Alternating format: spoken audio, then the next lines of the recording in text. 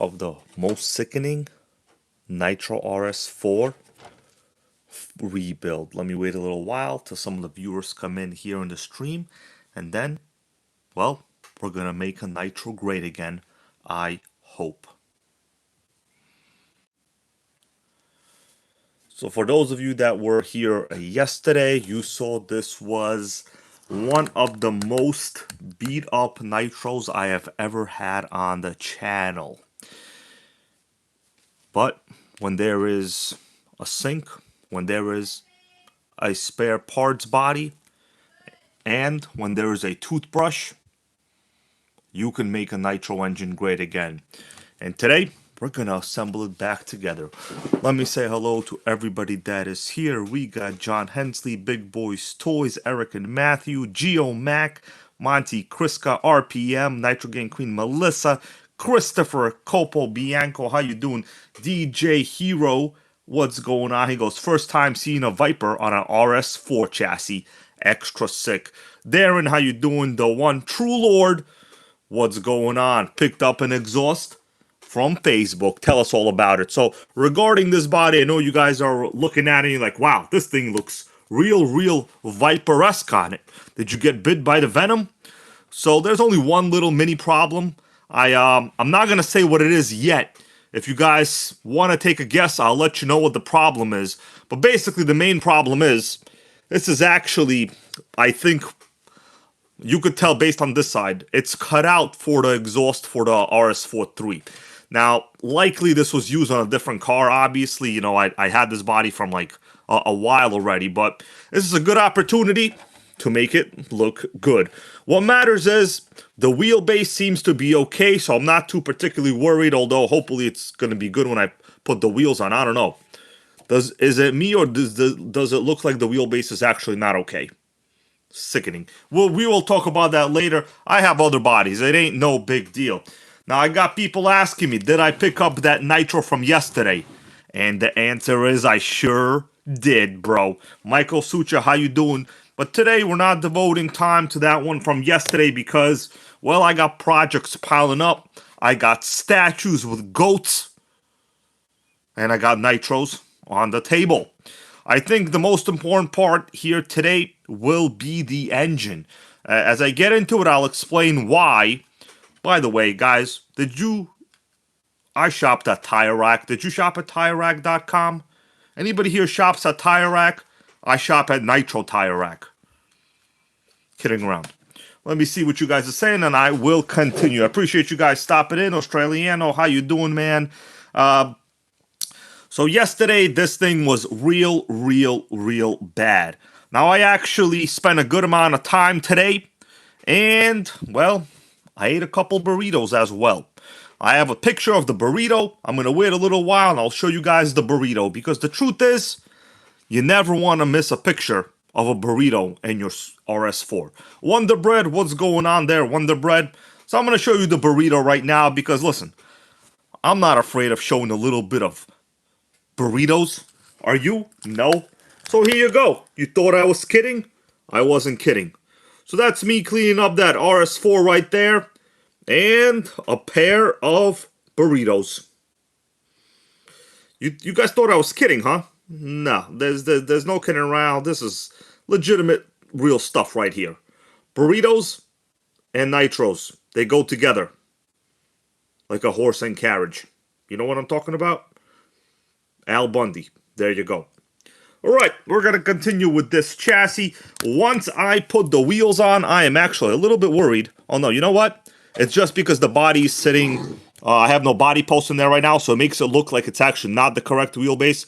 But with the body sitting straight, it is apparently the correct wheelbase. Man, that had me plentifully worried, guys. Plentifully worried. Let me say thank you to all of you for showing up right here, guys. And I guess enjoying the journey of another sickening Nitro. Although, you know, this is not my first RS4. This is not my last. But I think we all have cars that we enjoy working on. I know some people really love working on Revos. Some people really love working on RC10 GTs. Some people love working on Savages. As for me, I like working on all of them. But I prefer RS4s. I'll be honest with you, I like the RS4. I know how they're put together, and I think they're sickening. Nitro Boss, what's going on? We got Havoc goes, looks like empanadas. No, bro, I'm sorry, I was not that lucky. I would have enjoyed a nice empanada, though. I was just watching a show, what's it called? How It's Made, about bagels.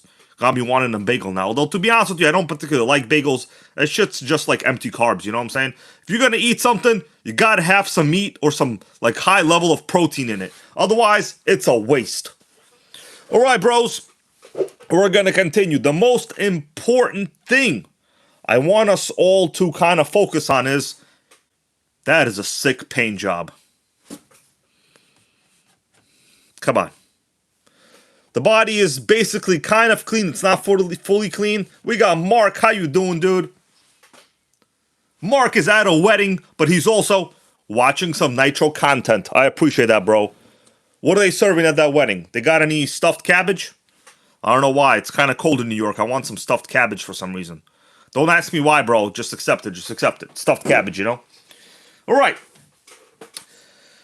My dudes, let's get down to, I'm going to ask you all a question. Do you want to see the chassis itself, or should we dig in straight into the engine? Because I'm going to be honest with you, engine might be a situation this is going to be the first time ever that I am not guaranteeing you it will be a runner.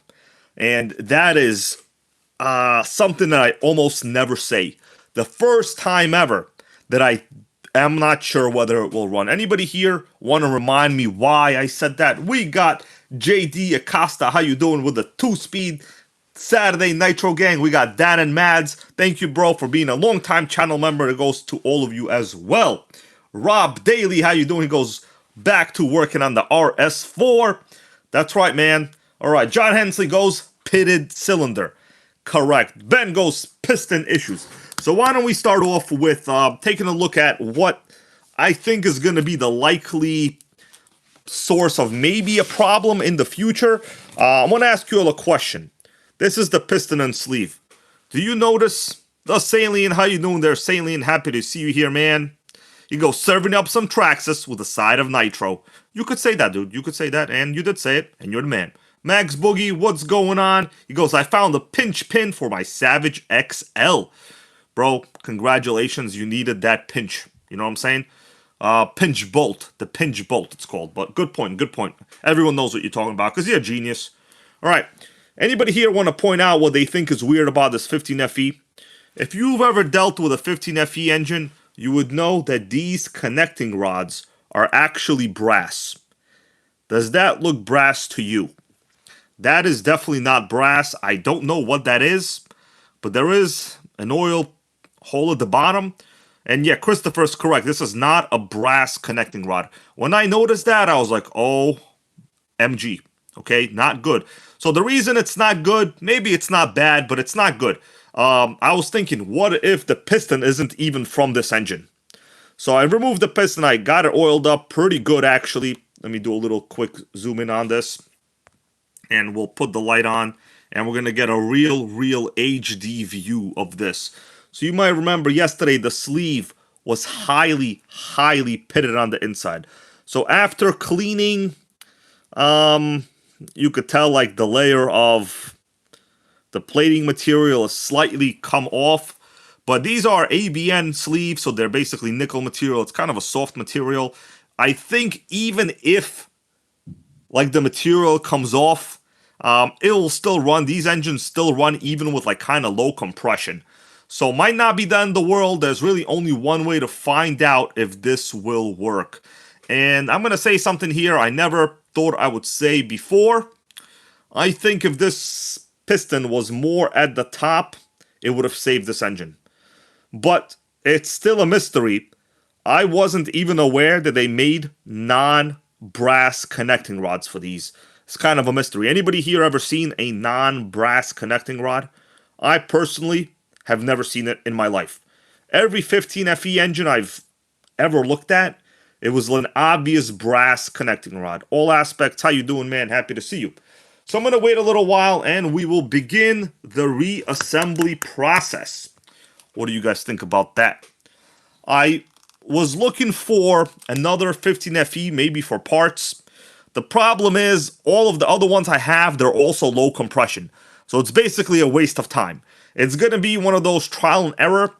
If it doesn't work, then I'll have to come up with some other alternative solution. But that's okay. You know, working on RCs, I think it actually makes you smarter. And I can prove it. Alright, we got Nitro Pimp in the house. How you doing there, Nitro Pimp? Happy to see you here. All of you guys, I appreciate you talking amongst yourselves as well. You know, if I don't like instantly respond to your comment, trust me, I'm not trying to not, you know, point it out. It's just because, well, it's a matter of timing. But we're going to wait a couple of minutes and I'm going to continue. So let me show you the chassis itself. I did a pretty average clean job on it. I wouldn't say like one of the best. I would say, you know, kind of average clean job. You know, better than nothing, but not better than everything.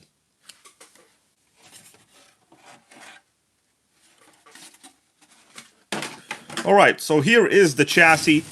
You guys remember yesterday it was in real bad condition. Today it's in marginally much better condition. There's only one one issue I still think it has. I'll talk about that later. I didn't go crazy on cleaning it. It's not horrible. It's better than before, right? Disc brake looks okay. What else do I notice here? Suspension looks okay. There's some surface rust on the axles. It doesn't really matter. Spur gear looks okay. The belts look okay. All right, this is pretty much literally zero hop-ups, no mods on it. It's as bare as some people named Kardashian in some shows with really bad videos. Lighting, rather. KP, how you doing there, KP? Alright, Wonder Bread picked up 2 of those SH21s before they go on pre-order. Let me check right now, actually, if they are still in stock. If they are, wow, I am surprised they're still in stock. I highly recommend you guys pick up those SHs, like, legit right now, because I guarantee you they're probably going to be out of stock tomorrow. But I'll talk a little bit more about some A-Main products. WR8 is back in stock at the old price of $5.99, which at least they didn't raise the price. I mean, they could have raised it, but they didn't raise it, you know. The question is, let's take a look at it. You know what? Before I continue rebuilding it, I want to just point out a couple of A-Main things just so we can talk about it. All right? So I'm going to click on the WR8. It's a matter of, I guess, price-wise we can talk about, right? Now, I know a lot of people got these. I personally do not have this model. I know KGM, our good buddy, has one of these. Nitro Pimp loves them. These are real good, fun cars, and these models have the built-in LEDs. The funny part is, HPI only has like one picture with the LEDs on. So I remember when these first came out, everybody was like, do these have lights? And, you know, every picture they have, the lights are off except one. So I was like, but it's confirmed they do come with front lights. 100% confirmed. So, $5.99, I mean, when the Savages are back in stock, they're actually cheaper. But, you know, a car like this, it's a different level car. I can't really say this versus Savage, right? They're not the same level. They're not the same scale. This is obviously a smaller car. But it's one of those where you're pretty much buying the scale details. That's kind of like what you're buying. Speed-wise, I did get mine to hit low 40s. So low 40s is very, very possible, and it's still safe. These are single speeds. I think some people are looking for like conversions with a 2-speed transmission, maybe from the RS4-3 maybe. But I never did it myself, to be honest with you. KP wants to know what engine these use. So yeah, they don't really do the best form of advertising, but these come with the HPI G3.0, which is a pretty normal 0.18 engine rated at a little over 2 horsepower. It's a pretty proper, reliable engine. I have like 3 of them, right? They're very, very good. They're the same engines that came in like the old Bullets that came in the last generation of the RS4-3s as well, and Nitro MT. So it's a tested engine. It's a good engine. So if you want to pick one of these up, click the link, and I'm telling you, you're gonna be satisfied because truth is, there's really not much else to buy at this point. The only other possible alternative would be the LRP buggy, But regardless of what you get, it doesn't really matter. If you can do me a favor, bros, click one of these links, and you know, it doesn't have to be that, but I still believe the SH21 here is the bargain of the century right now. I am frankly surprised they did not raise the price on this. Now, I had a person ask me, it's kind of an interesting question. Someone asked me, are these old stock? There's really no way to know whether it's old stock or new stock, because, I mean, it's a new engine. I literally have them. I could show it to you right now if you want to see it. It's a sickening nitro engine with pull start, with a slide carb, with a 2-needle carb, and it runs okay in a Savage. One of our good friends here, Boosted RC, put it into a Savage. He has confirmed it is awesome. All right. Australiano just had his WR8 out yesterday. One of the best RCs. So, I mean, I'm telling you, if you're looking for like a reliable, normal engine, you know, this is not going to be like an LRP32. Okay. But those are not in stock, and like this is less than half the price. So, I'm telling you, get it. All right, let's go back to the RS4. There's only one issue I have discovered so far before I start building the kit itself, the engine rather.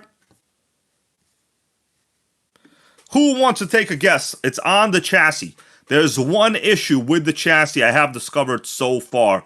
Who here wants to guide me and others in the right direction? What they think the problem is as you look at it right here as I'm spinning it. So the problem, I could probably narrow it down and tell you where it is. But let's see if people here could come up with where I think you might think the problem actually is.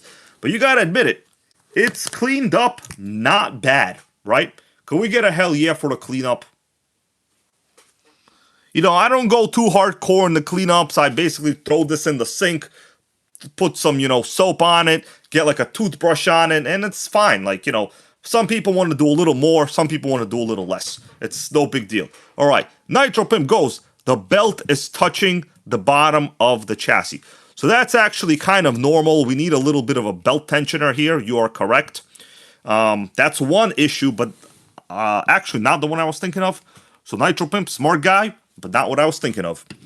But yeah, you're right. So these do need a belt tensioner. If you had a belt tensioner, notice the belt does take up a lot of the slack. But that is not the issue. I'm thinking when I put the wheels on, we will be able to tell. But I've noticed when I spin the spur gear, there is some kind of massive binding in the front sprocket. So I'm going to spin the spur. The brake is not engaged. The brake disc is loose. There's literally nothing binding, you know, as you would expect. So I'm going to spin this, and you could tell right here, the belt is like having a real hard time spinning, and I'm having a hard time spinning it as well. I think there's something wrong, maybe in the sprocket. Oh, I'm having a little bit of a look-see. Let's take a look over there. Maybe in the future. So let's take a look in the sprocket. Because the belt, it seems like maybe there's something in that sprocket. I'm going to spin it. I mean, it looks pretty much okay. I don't see anything crazy in there. Maybe small pebbles, but nothing that would prevent it from moving freely. But crazy amount of friction in the belt, I'll be honest with you. I'm thinking in the future I'll likely disassemble this. But for now, we're going to have to probably accept it how it is. Let me show you from the other side what I mean when I say that. So take a look at the belt, right? We're going to look at the bottom of the belt, and we're going to look at this portion of the belt. When I spin the spur gear, well, you can't really see that much, but the belt bunches up at the bottom, and there's a crazy amount of tension in certain portions on the top. So it tells me that there's something probably... Let's see, let's spin it from this direction. So sometimes the belt, what I want you guys to look at is this portion. DJ Hero wants to know, I have an RS4-3, this is an RS4-2. The answer is yes, bro. Anything with the belt drive will be the RS4 or RS4-2. When they went to the 3, it was the shaft drive.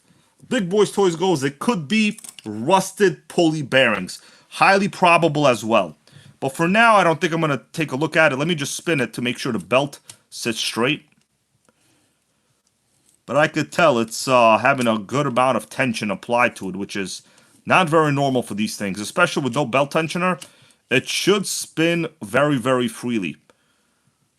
But I'm looking at it, and I could see a good amount of like frayed parts over there on the belt. And here it's slipping. It's so much tension that it's literally just slipping. It's skipping the teeth. So that's not good. Yeah, so something has definitely gone not good. Definitely something wrong in this portion. I'm thinking we're probably going to need a front belt because it does look kind of toast to me right there. Normally these should have like a little bit better parts of the belt. I'll likely have to disassemble all of this in the future. But for now, let's just call it what it is. We got ourselves a bit of a belt problem. You see, at this point, I can't even really spin it. It's like something is stuck in this portion.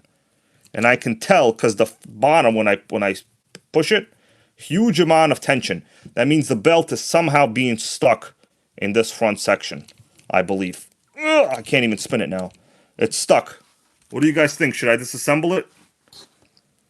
I don't really want to disassemble it right now because my hands are kind of clean. I'm thinking probably a good idea to work on the engine right now.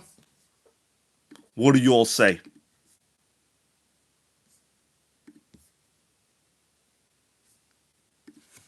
Let me just do a little bit of checking. I'm opening a manual to one of the parts I needed.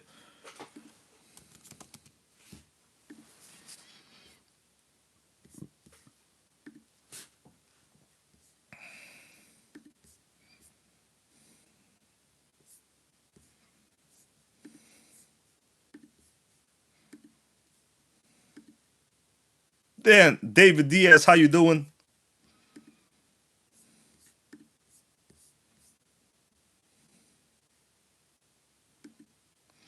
Okay. So I think for now I'm going to leave that belt issue alone. The truth is it doesn't really matter. When the engine is assembled, I can investigate the belt issue later. For now, while my hands are relatively clean, it's a good idea to work on the engine. Alright bros, so we got some wheels. We're going to install these later. I picked these up at TireRack.com. Kidding around, that's obviously a real car tire website. That was a joke. Okay, let's get down to engine parts.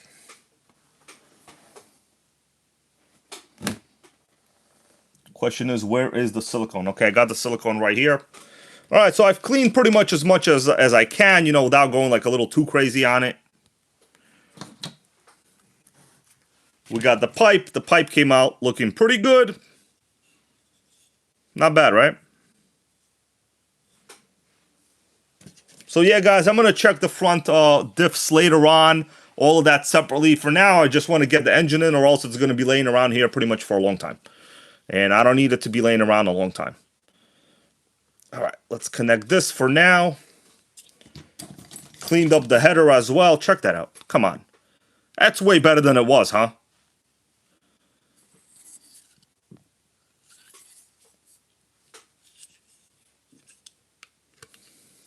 Alright.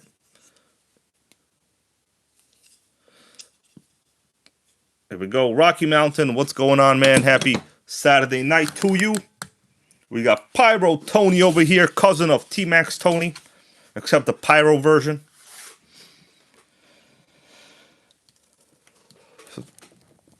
Okay. Let's take a look at the block itself. So, guys, come on. You got to give it up to the HPI block. It cleaned up pretty good. The carb seems normal. I didn't have to remove it. I got it unseized pretty good. Flywheel cleaned up. This got cleaned up. Looks pretty normal inside, right? We okay with the block? Spins relatively normal. That's about it. I mean, there's not much else to really say about it. It's pretty good where it is right now. Okay, so what I'm going to do, we're going to start assembling parts. That's basically the only thing I can do.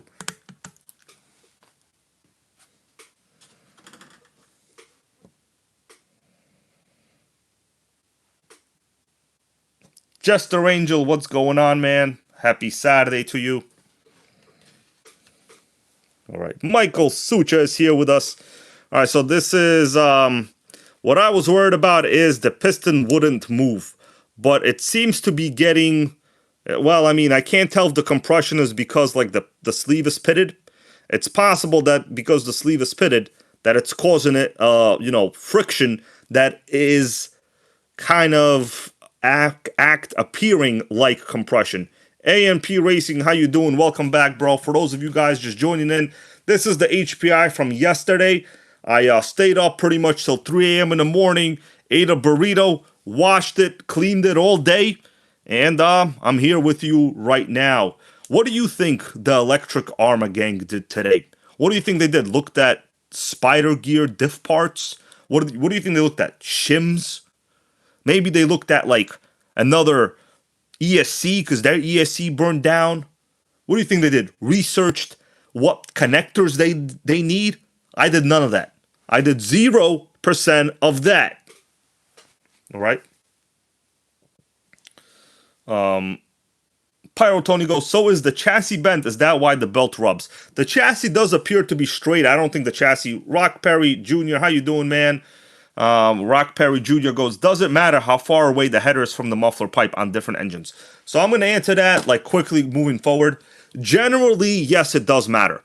When you get into race level engines, we're not talking about like ready to runs, right? On a ready to run, you can't really control like what header goes where. Like on a, let's say an RC like this, it's pretty much predetermined. This is your length. You cannot, move it in and out, maybe a couple millimeters. But on, let's say, generally cars that people built with pipes that people buy, generally the length of the overall header you can control. So you can get a shorter versus a longer header, and that will give you a difference of, let's say, maybe more torque or maybe more RPM. But we're talking about minute differences, right? I don't want to get into specifics of it. Ray Coral, thank you, bro. He goes, hello, Hybrid and the Nitro Gang. Happy Saturday night. Hope everyone has a great Saturday night. I hope so too, man. I hope so too. The world is full of weird events going on. People claiming they're going to go to some kind of arbitration talks, then they don't show up. You know what I'm saying? I don't know who's making all the oil money out here, but it certainly isn't me. All right. But yes, Rock Perry Jr., there is in fact, and you guys could chime in. That's a very good question. You'd be surprised how many times people ask me that. On race engines, generally, you noticed people get like pipes with certain numbers on them. That's like the model number of the pipe. So some of those pipes and headers, especially for like no veracity level engines, like high level engines, they're essentially talking about like how long it is because based on your use, you might want to have a higher top end or you might want to have a more bottom end. So it really does matter, but in like everyday use, you're not going to notice any observable difference of any kind. We're talking about minute differences here. But of course, when you're competing with other people that are running similar equipment, if you got that little mistake wrong, then you probably would not do well against those competitors. You guys understand what I'm saying? I think so. All right, Jester Angel here with a part number. Let's continue now. I don't want to get too into it. This engine might be toast. It might actually just start tearing up the sleeve once I put it back. It's completely possible that, the rest of the liner, because the liner is real bad. I'm going to zoom in a little more. It's possible that as soon as it warms up and runs, it'll like just, tear away the rest of that sleeve coating. But it's also possible that it'll just seat itself, right? These aren't like very powerful engines and they run relatively high oil content and they could even run with relatively low compression. Okay, you honestly wouldn't even be able to tell. So I'm going to assemble it the way it is right now because, we need to know. You guys understand what I'm saying? We need to know. There's no point in spending money on a car until you know for a fact that you have to. You guys understand what I'm saying? By the way, for those of you wondering if I picked up that car from yesterday, the answer is I sure did. But I'm not going to talk about it right now. We're going to continue. Lotus, what's going on, man? How you doing? All right, let's continue, everybody. All right, so first thing I'm going to do, we're going to stick the piston inside. I'm going to lower the camera a little bit so we can get a bit of a lower view. All right, Pyro Tony here with a good question. I'm going to read this question, Pyro Tony, and continue. Sorry, I'm taking a lot of time, guys. Pyro Tony wants to know, regarding the Monster GT, which is the associated MGT 8.0, does it come with a pipe around the back for rear exhaust or on the side? So all of the MGT trucks, they always, from the factory, come with rear exhaust, right? Meaning the pipe goes around the back of the engine, and you have an exhaust deflector going up from the bottom. Now, you can convert any of them to side exhaust, right? There's actually a hole on the left side of the mudguard on every MGT that lets you convert it to side exhaust. Some people have done that. I have one truck that has that. Big Boys Toys, bro, thank you for being a 28-month channel member. I appreciate that. I hope you have learned some from this channel, and I hope I also have learned some from you, because I believe we all learn something from each other. It just so happens that I'm the guy talking, but sometimes you guys give great comments in here, and I also learn as well. So don't ever think that I think I'm the only one teaching. I am not teaching, I am showing, but I am also learning along the way. And that is what makes humanity great. All right, we're going to continue. So the answer to that question, yes, an MGT can be made to run side exhaust. What benefit you would get, I don't know any at all, but I have only twice in my life come across an MGT with a side exhaust setup. All you would need is a different pipe and a different header. That's all you would need. It's not a big deal. But you guys could talk about it if you think it's a good idea, but I have seen it done. And I do have one with a side exhaust setup on it. Is it great? I don't think so. Rory Holler, thank you, bro, for that super chat. I appreciate you, man. And the rest of you guys as well. What do you guys think? MGT side exhaust or rear exhaust? Personally, I would keep whatever it has. Like, I would not spend money on converting it back, right? But I also wouldn't spend money on converting it the other direction either. Lotus RC, been long-time channel member, probably the most out of anyone. 50 months. Holy moly, dude. Holy moly. All right, let me just set this up. And I'm going to try to do it from this view so we could have a little bit of a lower angle. And we're going to assemble an engine, bros. Okay, so you guys could probably see fairly well what I'm doing at this point, which is good.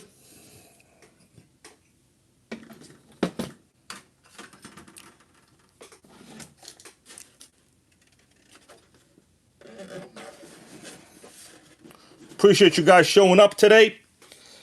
All right, so I'm going to put in the piston first. So with the piston, you really got to be careful which way to put it in.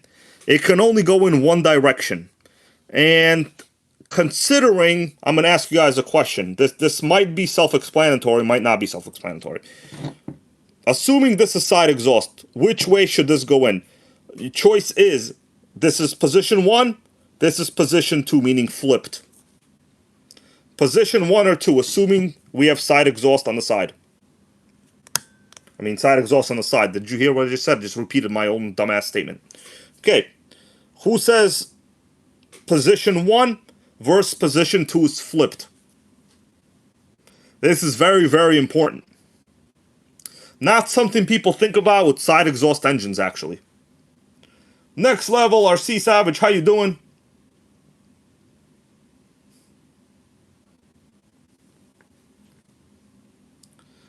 Nitro Pimp goes, the MGT 8.0 side exhaust. Yes, the engine is side exhaust, but the exhaust is still towards the rear.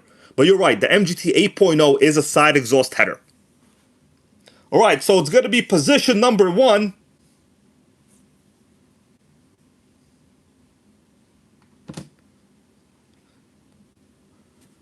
Position number 1. Let's drop it in.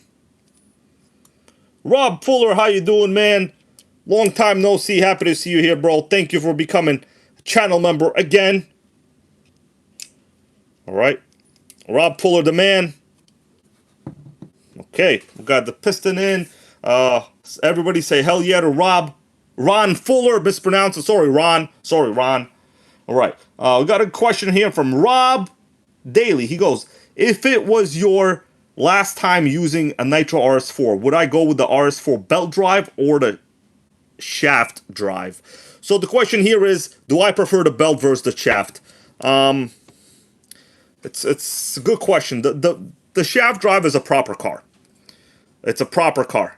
But I do enjoy the RS4 belt drives as well, just because, well, they get it done as well. It's honestly a hard question. RS4-3 belt, shaft, or the belt? I would say the shaft is the way to go. What do you guys think? The shaft? Sometimes you just, people get shafted in life. It's okay. Yeah, Nitro Pim goes, belts are smoother. If they're in good condition, yes. The thing is with the belts, okay, let me bring up one element with belts. With a belt car, you essentially need 2 belt tensioners, right? And RS4 doesn't come with belt tensioners. The Super Nitro does. So, over time, the belts get looser. They can, skip on a sprocket. Also, stuff can get stuck in a sprocket. The shaft drive, you're not going to have any of those problems. But for racing, A&P is correct. A&P goes, racing is for belt drive only. That's why you only see 8-scale pan cars for racing. And they're always belt drive. Always. So that is correct. Maybe I'll bring one out later, but not right now. Right, let's get the sleeve in. I'm a little worried about the sleeve, guys. I've cleaned it, I've oiled it, but I'm afraid that the material is going to keep on chunking. I mean, as I kind of put my finger in it, sometimes pieces of the sleeve actually come off. So it's not going to be too good. It's actually going to be quite bad. Alright, so on these, the sleeve hole there needs to be pointed towards the rear end. Otherwise, your exhaust port not going to line up. Now, let me just position it a little bit and I'll get back with you, alright? Alright, so we got it positioned. Notice there is no physical notch in the block, but you still have the notch in the sleeve. The notch in the sleeve has to be 100% aligned with the back in a line.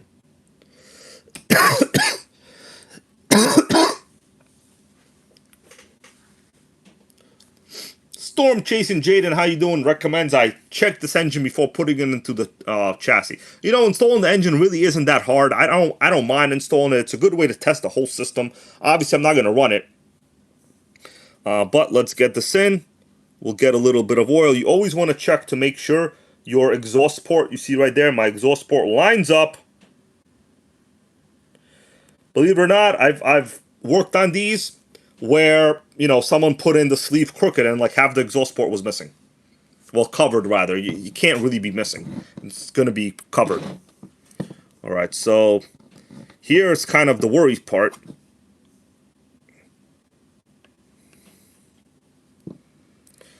It's going to lift the sleeve just because there's like a lot of tension on it. But it does move and it does lift the sleeve all the way up like that. So that's either compression or that's just pitting causing extra friction. Which I hope it isn't the pitting causing extra friction. Alright, let's align this. You notice how easy this is to get crooked actually. Once you move the sleeve up, it like makes it crooked. RPM Nitro, thank you, bro, for being a lifetime 15-month channel member. He goes Nitro Gang for life 100%. Let's hope, man. Let's hope. Alright, so we got that in. I don't know if you guys know, there's a little bit of a drama situation going on with some certain people out there. Pretty much nobody here, of course. But it's not really worth talking about. All I'll say is Nitro for life. Regardless. Okay, next up, I'm going to let you guys pick and choose. Go ahead. Choose your next part you want me to install.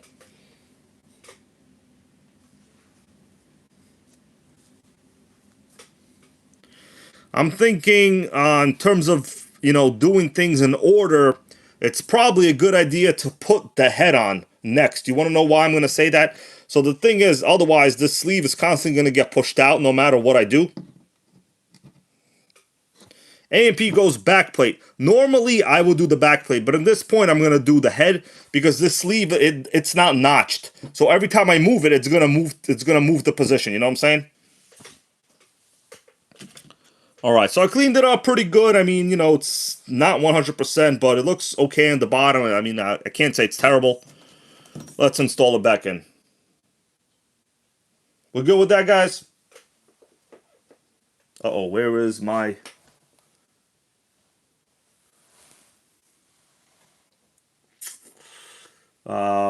glow plug wrench. Okay, I'll get the plug wrench later. Whatever, it's no big deal. Let's continue. Oh, how you doing there, Woogie Nitro? Happy to see you here, man. I knew you would appreciate it. Yeah, hopefully it'll look good on here once I get the wheels on. Right now, there's, you know, the body's sitting kind of too low, obviously, because there's no body clips. Right, but once the wheels are on, it'll raise the ride height a little bit.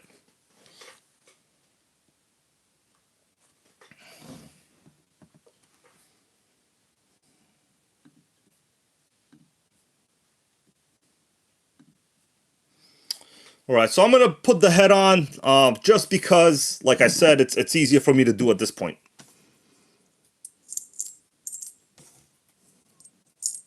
I'm going to have to reuse the stock screws. Unfortunately, I couldn't find the correct 2mm cap head ones. But, you know, I'm not going to over-tighten this. It'll be fine. Alright, and these RS4s, it might look like the head is actually symmetrical. But... you know what? I forgot how this is supposed to go on. I'm quite sure this goes towards the back. The longer part. There's a portion of it that's longer, more fins in the back than in the front. I think it goes towards the back like that. Quite sure that's how it goes. Alright. I'm pretty sure that's how it goes, yeah. I'm going to tighten it up a little bit just so the sleeve doesn't move. You know, this really isn't a problem in like other engines. I could Google what this looks like. Maybe I'm wrong. But I think I'm right. Okay, MP goes the other way. Let me Google an RS4 and we'll take a look, okay? I have another RS4 engine, but that one is also probably incorrectly installed.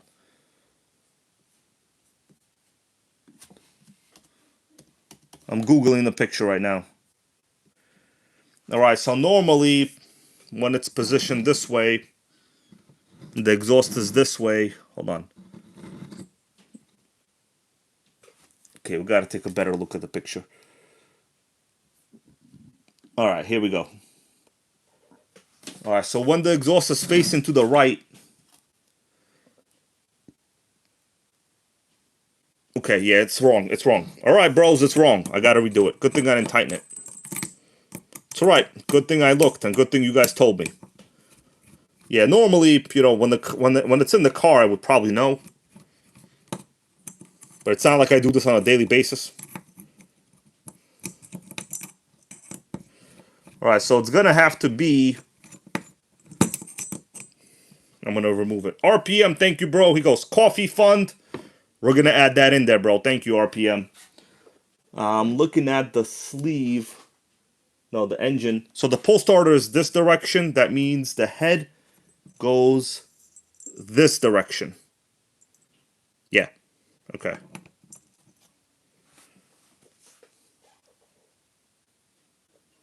All right. Yeah, because basically once it's mounted, right, it's going to be transverse mounted. The airflow is going to be hitting the fins from this side. Makes sense. All right. Thank you, guys. Appreciate that. By the way, for those of you wondering if I picked up the Nitro I was speaking about yesterday, the answer is yes, I did. Yes, I did. I'm not going to show it today because it's probably going to blow you all away too much. And I need to keep the focus on one car at a time.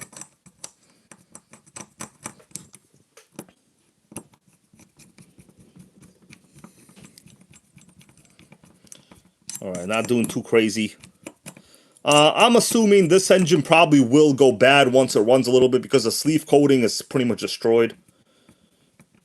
Pyro Tony wants to know, is it a car or a truck? Well, bro, it's, I don't know if I could tell you the segment, honestly. If you guys want to guess the segment, I'll tell you what it is. But, you know, it's basically, if I tell you right now, I'm not going to have no stream material for later. And I paid a shit ton of money for it. Who here wants to take a guess how much I paid for it?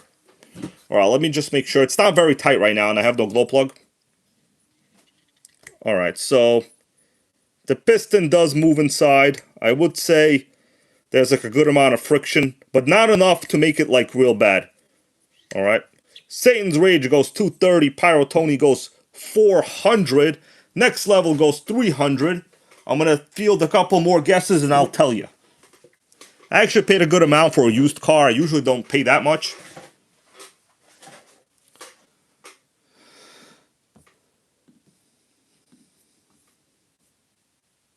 But I'm going to tell you something. It's going to blow everybody away. Oh, Lotus with the 1K. No, bro, come on. I live in New York City. Do you know what my property taxes are? You understand they keep raising prices, but they're not giving me no raises at work. Alright, so I paid a solid $300 for it. And the guy was much, much higher, so I did negotiate a good amount. I'm not going to say what it is right now, but it's likely one of the fastest nitros ever made. Okay, likely. Likely one of the fastest nitros ever made with the engine that it has installed right now. But this video is about the HPI, so let's not get distracted too much. Okay, so rear end looks okay. What I'm going to do, I'm going to put some oil in the connecting rod. Alright, I mean, it seems okay. I wouldn't say it's like perfect or nothing. And we got to get the back plate in there. Next plate, next step. I remember, what is A&P said? A&P Racing said back plate before. So we're going to do back plate for you now, bro. So you guys are saying Schumacher Fusion. I will answer you this. Do you think it's a Schumacher Fusion? Well, I'm going to tell you something. It's not a Schumacher. It is not a Schumacher.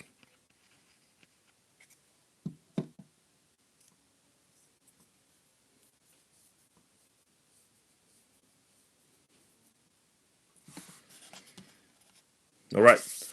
Jester Angel goes 80 miles per hour. You know, Jester Angel, your username reminds me of this modern trend going around. It's basically called Jester Maxing. It's where all these fools, they pretend to be like, I guess, clowns, I'm assuming, you know? Not like wrestling clowns, because that's cool. But it's called Jester Maxing. You ever heard of that? Jester, like a court jester, like a clown. Jester Maxing. It's real stupid. I gotta tell you, social media has caused people's brains to like basically go backwards. Lotus goes, is it a tether car? It is not a tether car. It's a regular modern, after 1990, I'm not gonna give you the years, after 1990 Nitro. WBL, what's going on? He goes, top fuel drag. It is not a dragster.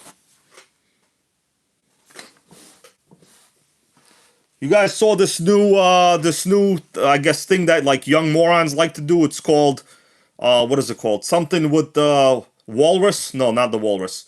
Everybody do the, what is it called? Where they get on the floor and they, like, move on their stomachs or something? What's it called? Everybody do the, it's like a famous thing. They all do it now. It's mad stupid. Alright, Nitro Pimp Man, I'll talk to you later. You have a good night, bro. I know you're working on a video, and you're tired. Not the worm. Not the worm. It's called, I forgot what it's called. I could look it up, but I'm not going to look it up right now. Alright.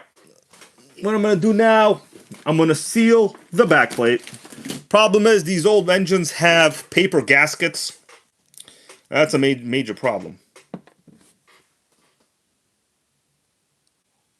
Oh, Nitro Pimp goes, I came for a new car. There's no new car. Well, no, the new car is going to be likely next week, bro. You know, I got to finish a project, man. Come on. I can't take out every new car every day. I mean, I probably could, but I'm not going to do it.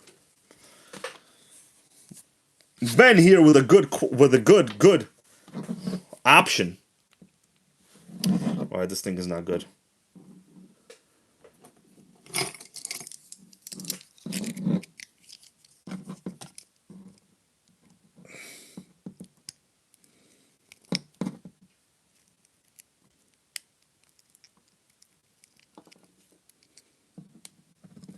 I think I'm gonna have to buy a new one of these. It goes bad like all the time.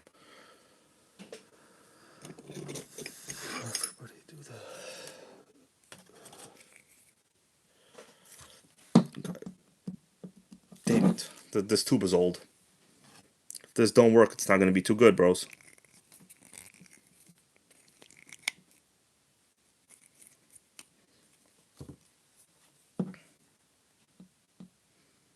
Alright. It's working.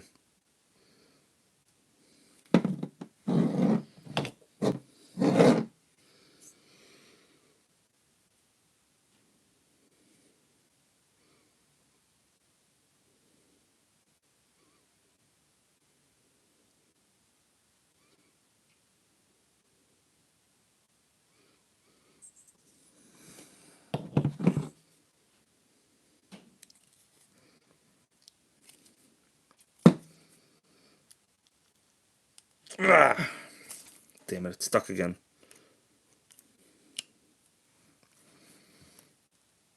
Come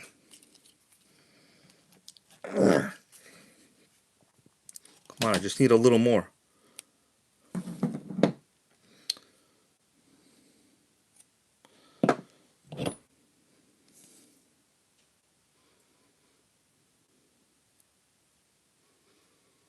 I should be fine.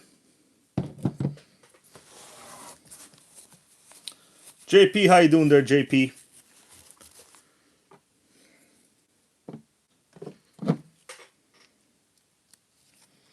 Well, so far, guys, not a single person even got the class of the car correct. Not even the class.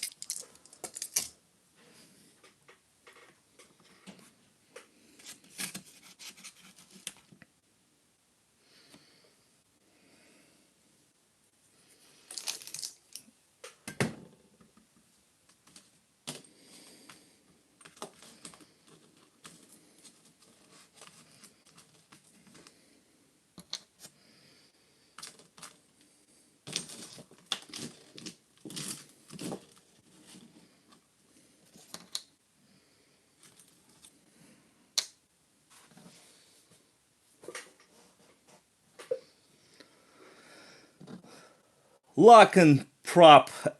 How you doing, goes? Is it a land speed car of some sort? It is not. It's not any kind of really weird model. It's a pretty common type of race car.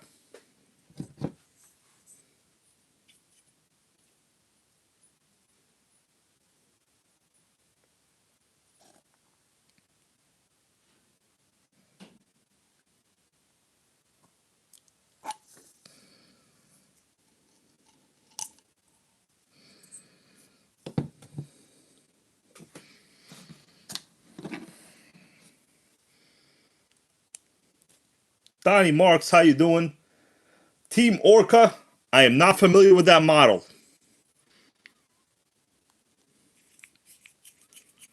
Ben goes, how fast is it? Well, the answer to that question, it depends on what engine you really have on it, you know? Because these cars, this particular one that I'm referring to, came as a kit. And it had the word pro in it. I mean, I've given like a ton of hints already, bros. I've given a ton of hints.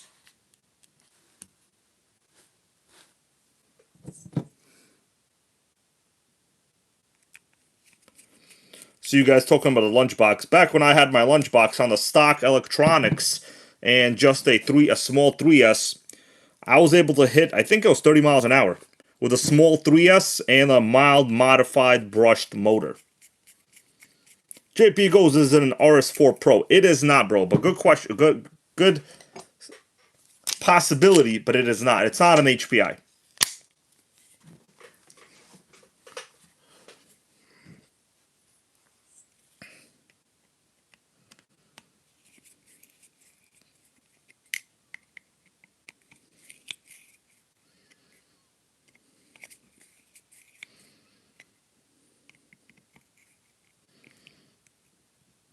Let me tighten this up.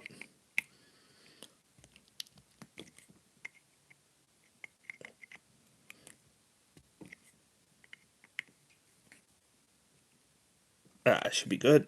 Let's let this chill. All right. Looks pretty solid, huh?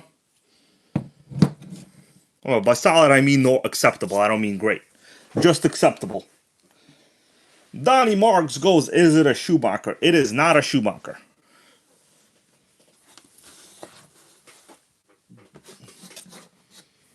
All right, next, what do I gotta do?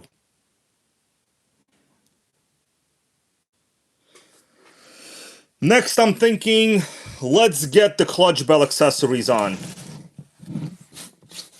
Nitro Pimp goes, is it a Mugen? It is not a Mugen. Jerry Gomez goes, is it an Offna? It is not an Offna. So far, guys, nobody here has even mentioned the correct brand name. I'm looking at all the chat right now. Not a single person even got the brand name correct. Guys, that's why I spent $300 on it, okay? To surprise you. All right. Next up, RS4 racing clutch. I pulled up a manual to see how it's installed. It was actually installed incorrectly. I think I took this off before. All right, so we're gonna use. Next level goes, is it a Trinity? It is not a Trinity.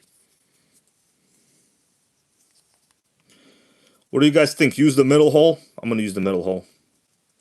Nah, let's use the first hole. We're gonna use the hole that it came with, the normal engagement one. The spring is pretty good. I don't need to go crazy. Michael Sucha goes, is it another Pico on-road? It is not a Pico brand. Good guess, though. It's a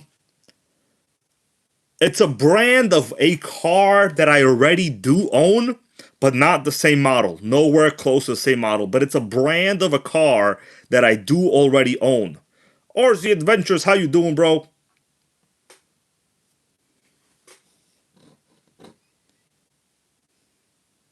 It's a brand of a car I do own, but it's not a model that I have ever owned. And as far as I know, neither has anyone else here. All right. I'm going to reuse this bearing. Probably not a good idea, but we'll see how it is. It might be bad, but I mean, it seems normal for now. Appreciate you guys tuning in. Like always, of course, you got to keep the suspense going, guys. Jerry Gomez goes, is it a Hot Bodies? It is not a Hot Bodies. So far, I see all of your comments from Big Boys Toys goes, it is a GS Racing Sonic. It is not. Ron Fuller goes, Tamiya TG10 MK or RJ Speed. Neither one of those, guys. Neither one.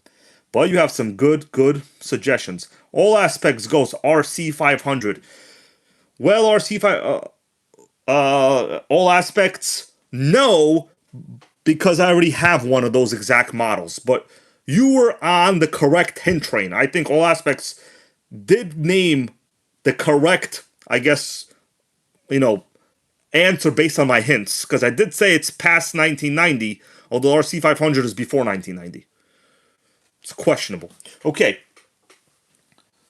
The Captain, what's going on? He goes, Yokomo Dogfighter. It is not. Woogie Nitro goes, is it a serpent? It is not a serpent.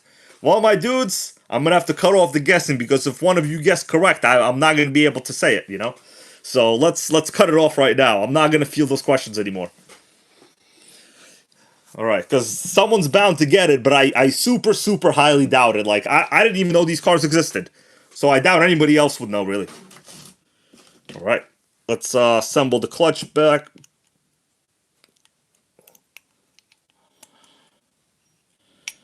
Nitro Pimp wants more hints. No, bro, I can't do it. So this does not sound too good. It's real noisy on this clutch bell.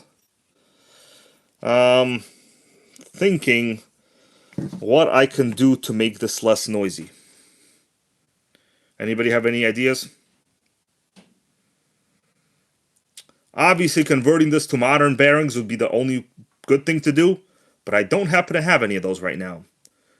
So, what I'm gonna do, you know what I'm gonna do? I'm just gonna put a little bit of oil on it. It might like seat itself, but you really shouldn't put oil in this portion. But it's just a small amount, just for it to get a little less noisy. Maybe we'll see. It's not gonna get it to the clutch bell. If anything, I could always clean it later. It's no big deal. It got a little better. It's not the fact that it's... Let's see, you know what? There, yes, JP goes, the bell's hitting something. So there was a washer here. I don't think it needed a washer. I think that's the issue. I don't think these things had washers. Let me try it without the washer. Well, so far it seems to be stuck for some reason. Okay. No, it's definitely hitting. There's something wrong here for sure. Alright, let me see. And now it won't spin well at all. Okay, what is the problem? We might need... Maybe we do need the washer. What do you guys think? I'm going to put the washer back on. Maybe it needed to be 2 washers. I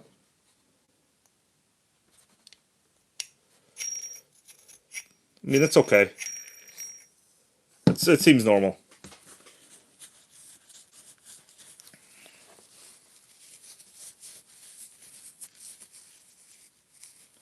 Wonder Bread goes, is it a Fortec Pro? It is not. But, you were on the correct hint trail with the Pro. It is not a Fortec Pro. There is one Fortec Pro on eBay right now, right? For like, I think, what is it, 1,700 bucks? I'm not buying it. Alright, good comment there from Lotus. He goes, get the Teflon.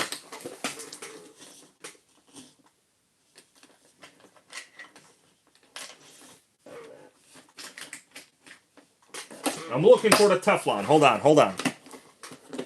iFly, what's going on?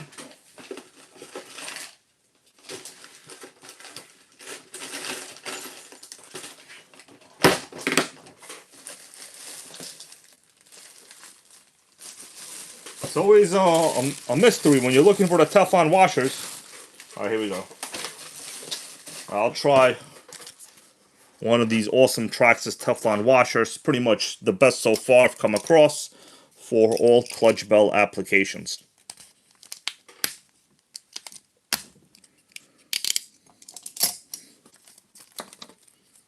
Okay, let's try the Teflon washer.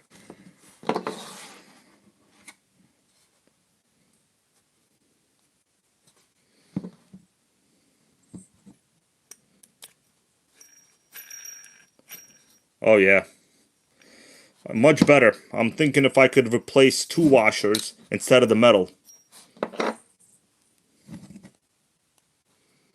Let me see what would happen if I just do 1 washer.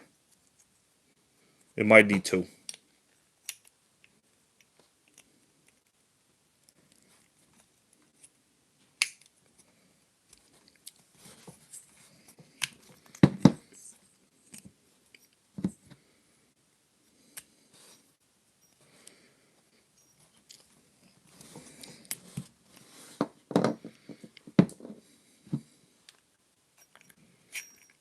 No, let's try 2 washers. Yeah, this bell is not good, I know. So the reason there's marks is because it was probably incorrectly installed. I'm gonna add 2 washers. Good point on the marks though. So we got 2 washers. Who knows? Maybe it just needs more washers. All right, much better.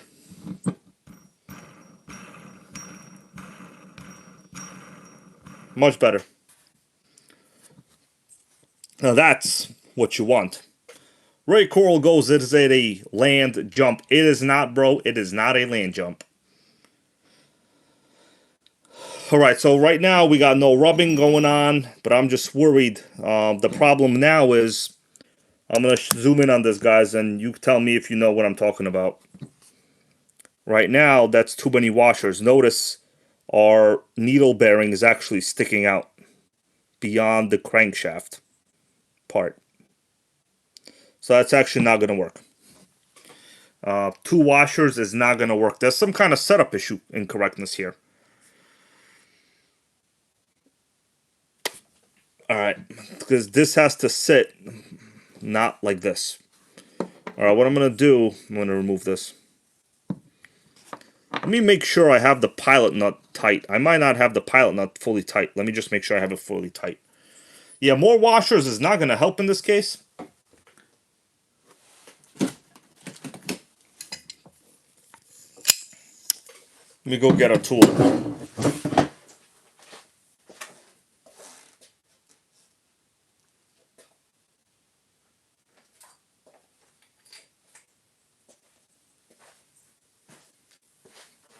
Alright, let me try this.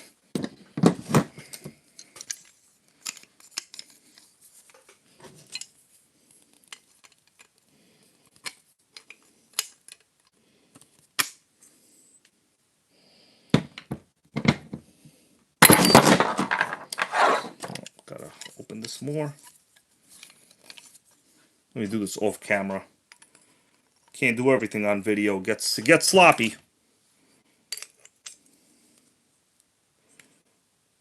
Alright, I got it about half a turn tighter.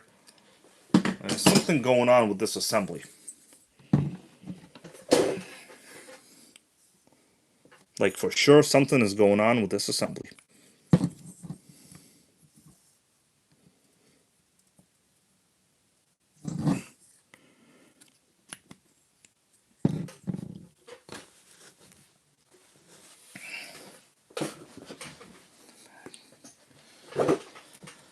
Jerry Gomez goes, look at the manual. I have one pulled up. The problem is this is not a regular RS4 clutch, right? This is the upgraded model, the racing clutch. So you're not really going to have a good understanding. I could pull it up right here.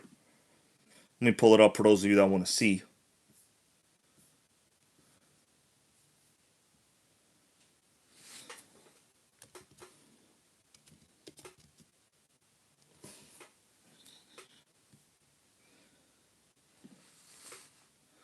Alright, there's nothing in the manual about it. It's a one-pager. Literally nothing in it.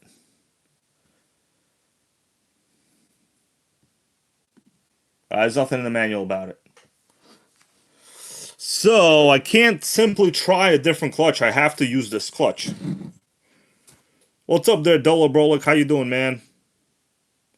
Yeah, Ben goes, get rid of the needle bearings. So the problem is I don't have any more regular bearings. Alright, check if the spring is sticking up. No, the spring is pretty even. The spring is definitely not sticking up anywhere. It seems pretty normal to me. Problem is I don't have any more of the regular bearings that I normally use. Otherwise I would already use them, you know. It's a good observation there. Let me see if I can make it work again. I think for now, let me just use the washer that it had already. Yeah, yeah, these pins, I mean, it's a regular. Let me just use what I had before.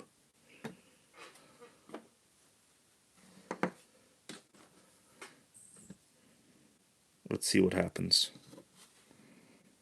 How you doing there, Nitro Addiction, man? Alright, so now what I'll do, I'm going to put on the Teflon washer on top of this one. Maybe this will work.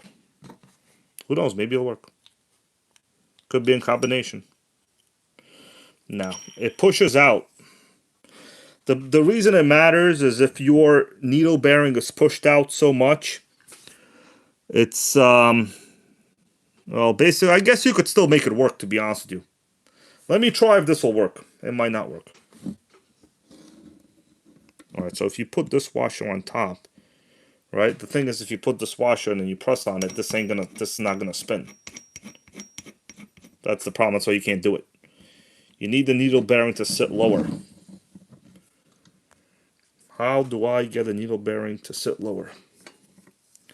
Well, the problem is all these washers.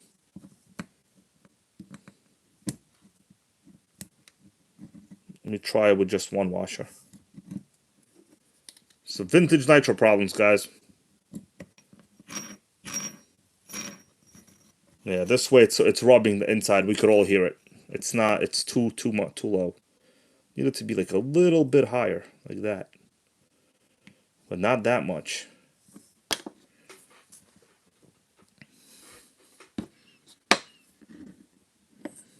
Did I try 2 Teflon washers already? Or a single one? No, single one doesn't work either.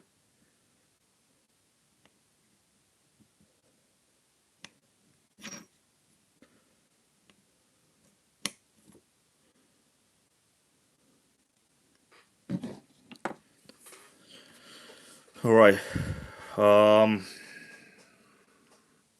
I cannot put a shim behind the clutch because it's the pilot nut in the back over there. I can't do it. It won't fit.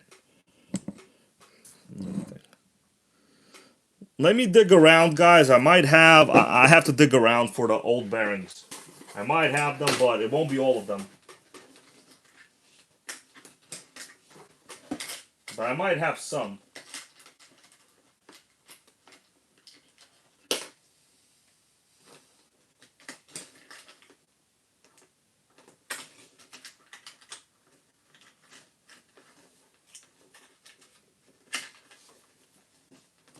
Hold on, I think I found some.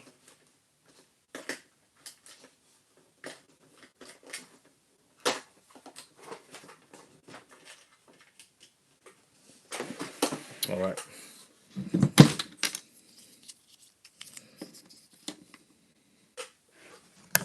All right, guys. I found some bearing components.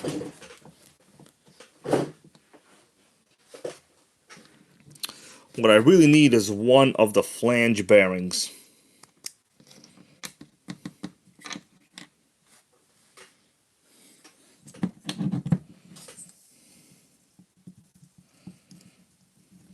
All right. Let me take a look if I have one of the flange bearings.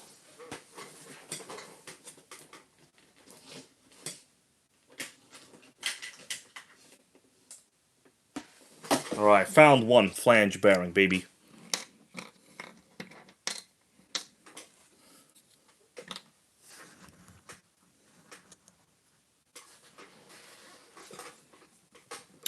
All right, let's just make it work. I'm going to stick on a few of these, see what happens.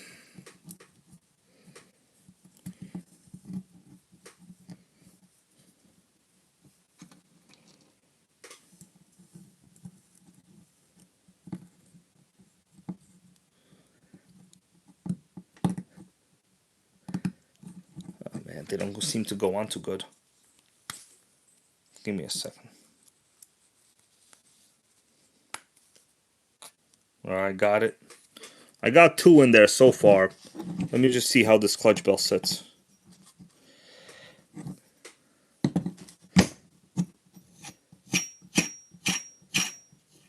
Well, it definitely spins.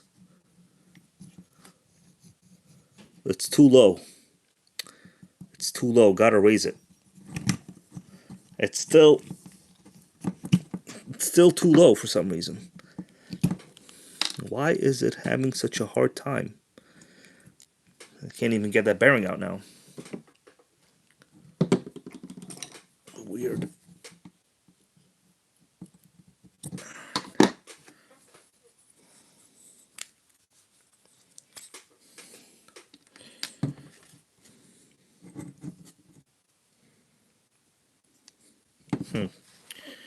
Alright, I'm thinking maybe the washer has to go first. And then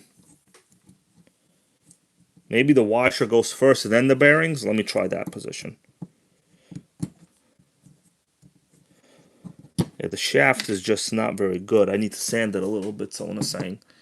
Yeah, because these bearings are very, very good. There should be no reason these bearings aren't working. These are like the bearings I use for everything.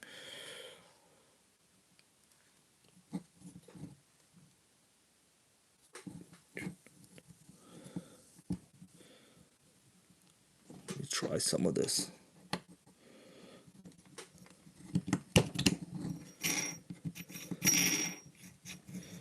It's still hitting it.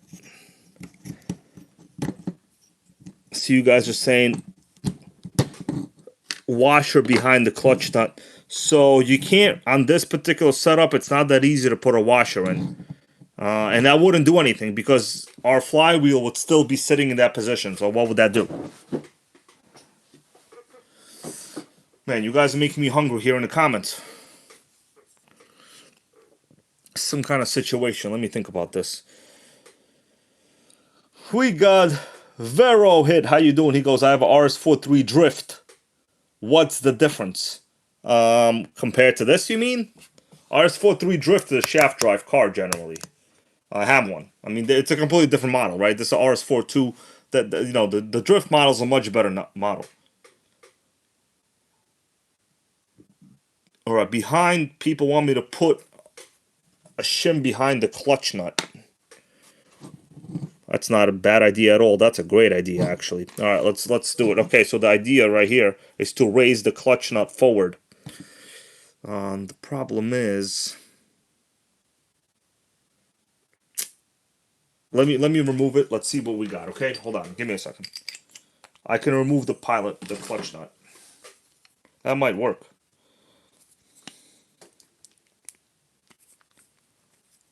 RC Adventures goes Shimaru it. Okay. All right. So the suggestion is put a. Basically, we need to push the pilot nut up. Question is, these are not like a regular shim. You see, the pilot nut is fat. I can't put a regular washer here. Well, I probably could. What do you guys think? Should I put the Teflon washer? Or should I put... Probably could. Basically, it's going to push the pilot nut up a little bit. Alright, we're going to try the Traxxas Teflon washer. So this is what we got.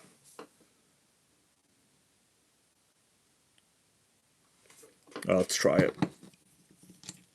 That might be a magical idea. Alright, so raise the pilot, the clutch nut up a little bit now. This might work.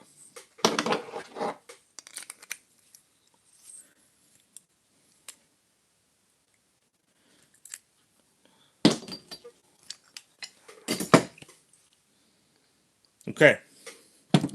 It's pretty good. I tightened it. It seems fine. It's not going to come apart. I mean, it looks pretty good now, right? So we raised it by a little bit. Basically what I needed. You know what? I might be able to use this. Let's go again.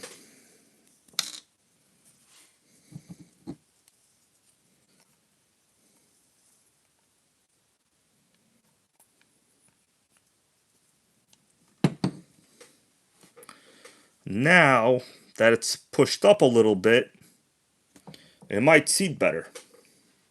Let me put on the regular Traxxas washer. No, the one that we had before. This fat one. Let me put this on. Let me just see how it's going to seat.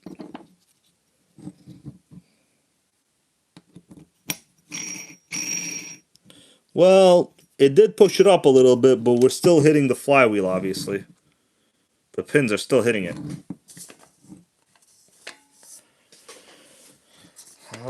Still hitting it, but it's... I move it up a little bit, we could have maybe a little more space. Alright, so now what I'll do...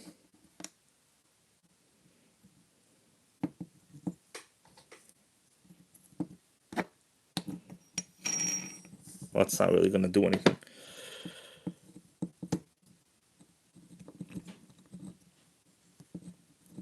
This thing is fighting me today, bros. But that was a good suggestion right there. You know what? I think the only logical solution, and hear me out, this is going to be the only solution, guys. Dremel the pins a little bit. The pins are too long. That's why I'm having these problems. The pins are too long. I don't happen to have another gear. This is like the gear I gotta use. It's the correct gear. I'm gonna have to just Dremel the pins. Just grind the pins.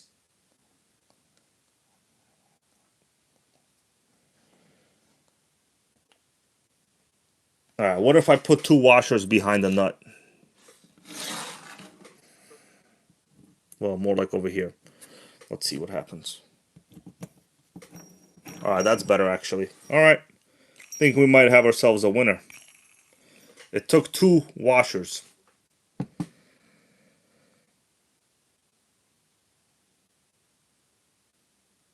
Yeah. But you know, trimming the pins, I've done that before. It is something people do. Trimming the pins. Alright, so it spins okay so far. Let me see. So it took 2 of these. Basically what happens is, yeah, the level of the pins is hitting the top of the clutch bell. So if I Dremel the pins like 0.5 millimeter, I won't have any of these problems. What do you guys think? Dremel it? You really don't need these pins to be longer than basically where they are. You see what I'm talking about? They're already too long. Like the pins, the flywheel pins are already too long actually. You don't need them to be that long. Alright, y'all want me to Dremel or what?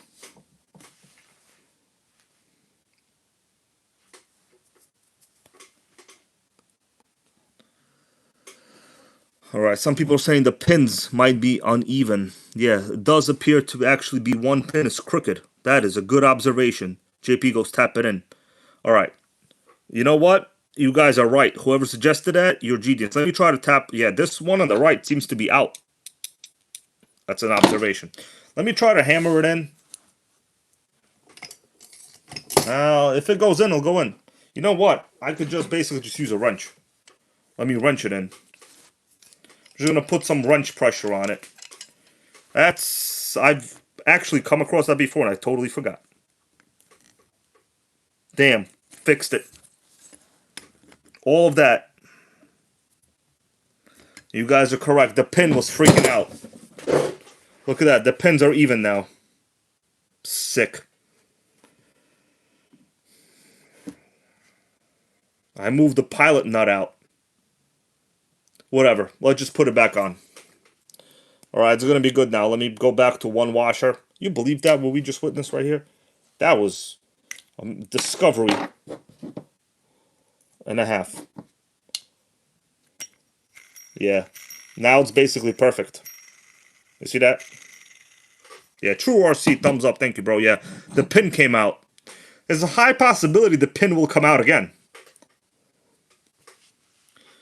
But it might take a very long time. Alright, so let's get back to business over here. All my beautiful bearings. Bearings, I love you guys. But I'm not going to use you right now.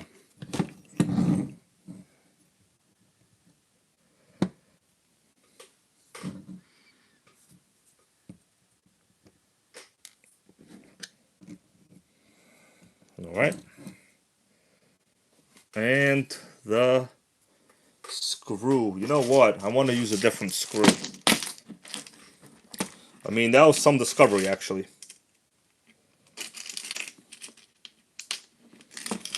I feel totally discovered.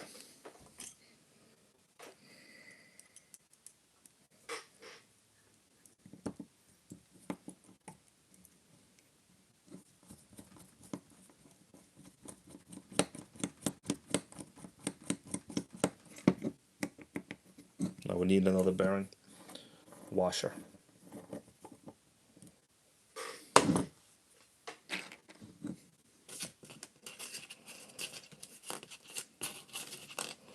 Gotta tell you, bros, the stream is wiping me out.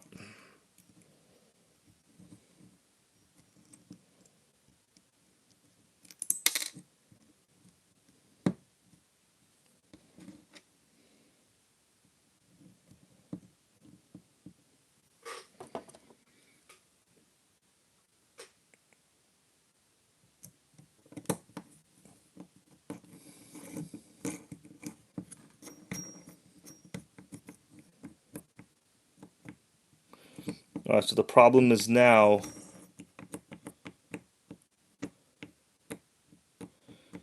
so it's normal to have some wobble. I mean, this is... I could eliminate the wobble right now, though. What do you guys think? Should I eliminate the wobble? You want to see the wobble gone? Let's de-wobble it.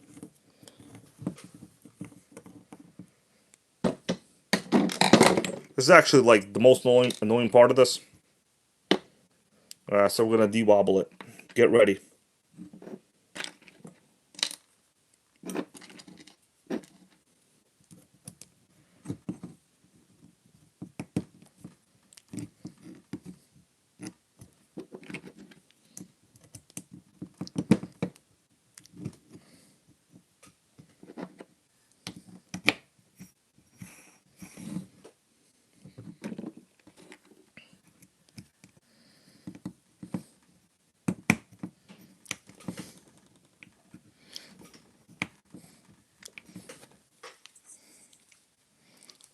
Now I'm going to de-wobble it.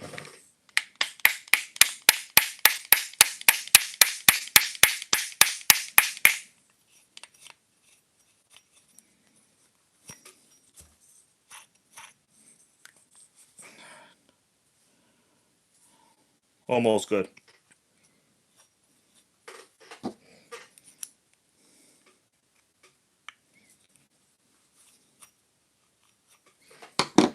All right. Operation de-wobble. Replaced it with proper bearings and a flange bearing at the end. That means we don't need a washer.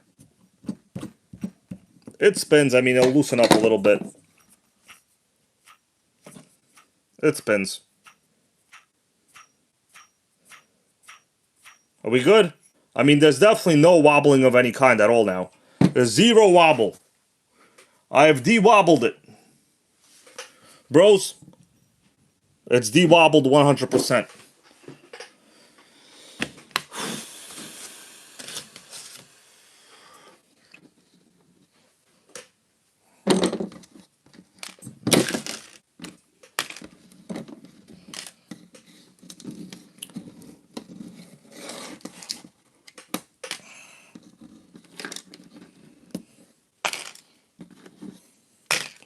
What I need is a burrito. Alright, Big Boys Toys goes, Dr. Dimitri, job done. Yeah, it'll be good enough. I'm thinking once it, runs a little bit or warm up, it might be a little bit better. Those bearings are a little tight.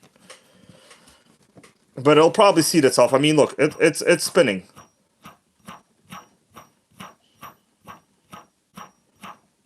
Right? It's okay. It's definitely no wobble, though. Alright, let's put the glow plug back in. By the way, question for y'all. Anybody know this particular glow plug wrench? It's a specialty OS.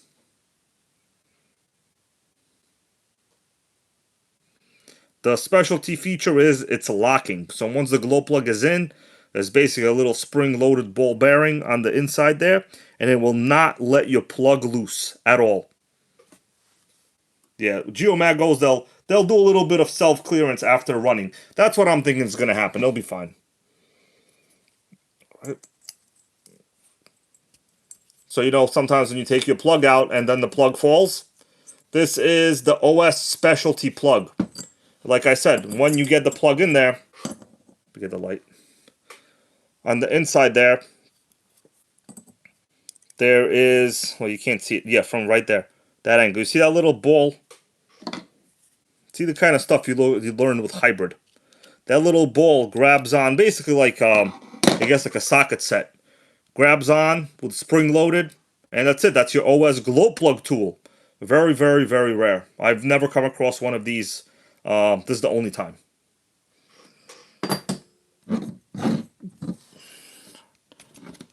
Alright, so feels like we got some compression in there, but it could also be a worn piston and sleeve.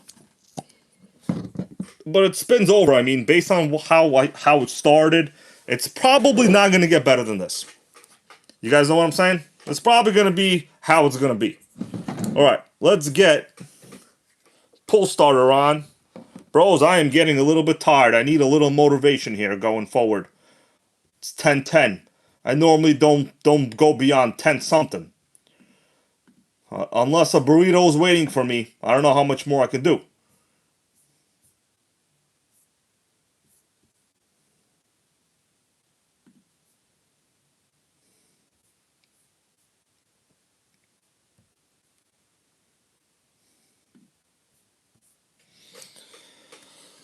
All right, well, I'll do what I can.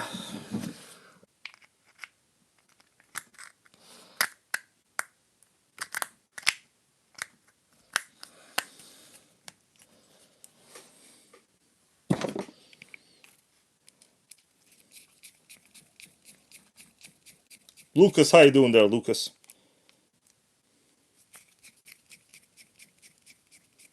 What are those Nitro Gang emojis?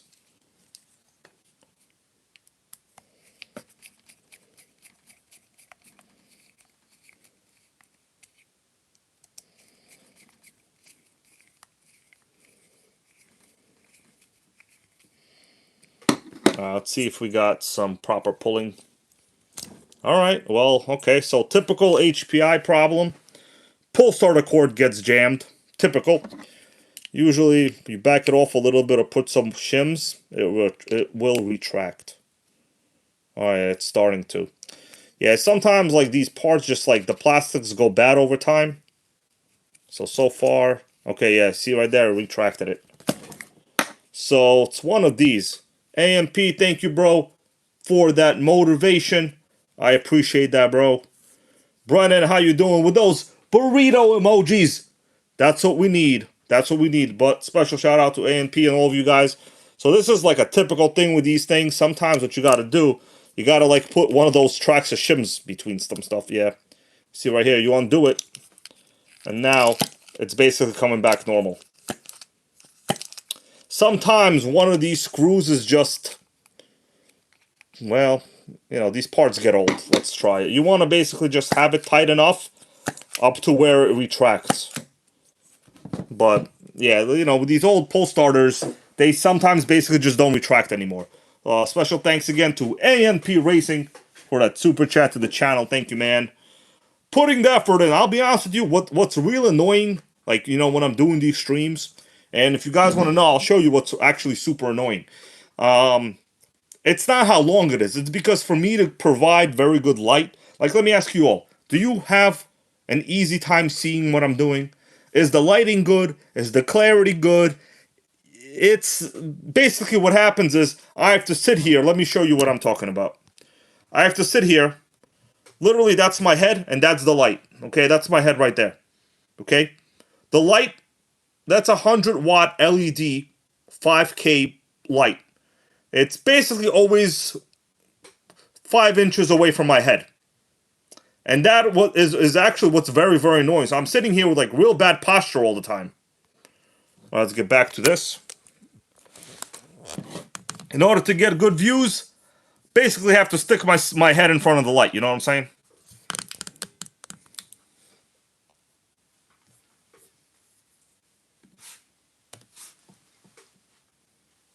We got Mini Mechanical. How you doing, man? But yeah, in order to get the light, you got to stick your head in front of the light. If I move it, it gets a little bit worse. So that's kind of like the annoying part, because I really care about the quality of the lighting. Is my top freaking priority. And that is why I sit with like 5 inches away from the light at all times. Which means I can barely even move. Alright, RC Holic, you got it, man, no problem. Yep, Lotus goes the worst place you could stick your head. There's probably some sort of small radiation coming from the LEDs. I mean, it's a, you know, it's a light emitting diode, but Joe Bates, how you doing, bro? Jerry Gomez wants to know, when am I doing the world's fastest nitro video? Well, man, you know, I don't claim to have the world's fastest. I have some fast cars, but, you know, let's face it.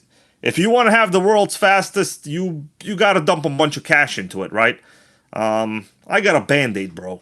Okay, I got a Band-Aid and probably a finger infection over here right now, actually. Can't be doing that. All right, bros, let's continue. Next up, I'm going to do the exhaust just to get all of this put together. That's kind of the annoying thing. I can basically only manage to sit with a light like that for like an hour and a half, and then it gets real annoying. You know what I'm saying? All right, let's get this in. I think we're good with the oil. I oiled it up pretty good. I did get a new exhaust gasket. Check that out. These are the THS exhaust gaskets. Real good. If you ever get anything from THS, you gotta get this. Ron, thank you, man. I try, you know, because like, you know, sometimes I watch other streams and it's nobody here. Like whenever I'm saying stuff, it's not because it's anybody here, you know. But like you could tell, like that those people don't even care about your viewership pleasure. I mean, to me, your viewership pleasure is the top priority. So, yeah, these are the THS exhaust gaskets. They're real good. You can buy like a ton of them. I bought probably like a good solid 30 of them. They come for like maybe $4, 5 of them. So, you know, it ain't the cheapest, but the THS gaskets, they are real solid. Honestly, you could just use the silicone, but like the gaskets are like cheap enough. I would highly recommend just getting the gaskets, you know? That's right, we cooking. My head is cooking with 100... Bros, that light I just showed you, just so you know, it's not a regular light bulb. That's like an industrial 100-watt flood LED light. Go try to find a 100-watt flood LED light. It's impossible. Well, maybe not impossible, but very difficult. But that's what it takes. It takes, you know, you watch videos, you know, where people are in like studios, they have a ton of lights on their face at all times. And believe it or not, like the camera equipment doesn't work well without a ton of lights. That's like how it is.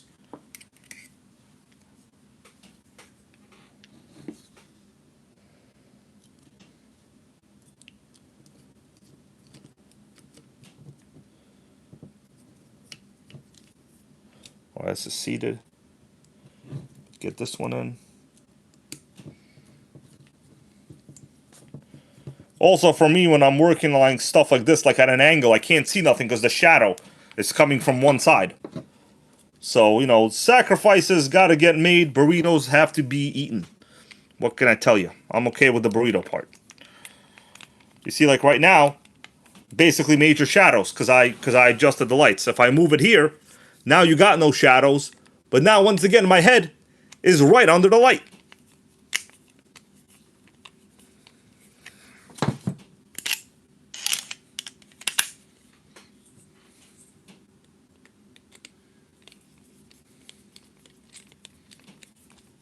Yeah, Geomag goes, don't forget the zip tie. Yeah, so far, I mean, this silicone tubing seems pretty tight. But you're right. When I'm gonna start it, I'll obviously add a zip tie on there. All right. All right, screws are pretty good. No problem. Real important, don't go too crazy. You could easily strip the end of this header, in which case you can use like a captured nut over there. But like the tolerances are real tight. Like you don't want to have to be doing that. I mean, engine is assembled, bros. Engine is assembled. Let's get the wheels on and see what it looks like. I mean, it's all about the wheels. You guys shop at TireRack.com? Kidding. It's a joke. You remember those car shows? Car shows on like Speed Network? Speed TV, what was it called? They constantly kept advertising TireRack.com.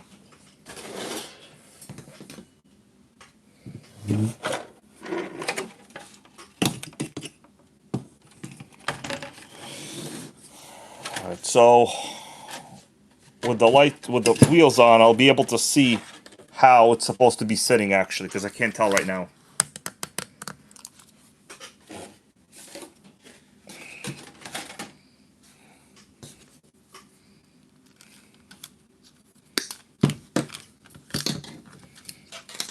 I mean, these are pretty much, you know, not very good wheels, but they'll do the job.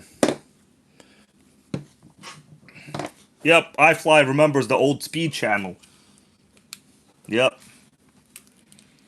That was a good TV channel right there. Before stupid Pawn Stars. You remember Pawn Stars? The lying criminals?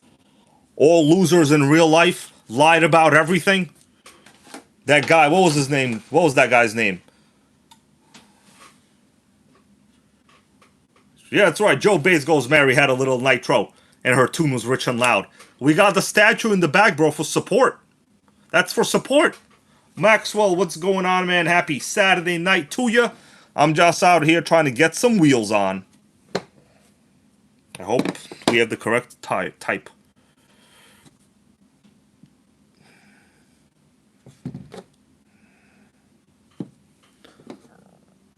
Alright, so these are both going forward. Okay. Mary had a little Nitro, is really what she had. Some people say it's a lamb. I say it's a Nitro.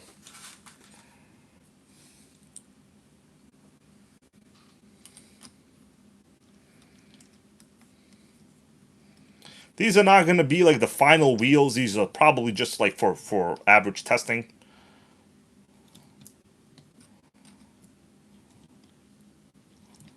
Alright, this wheel is normal.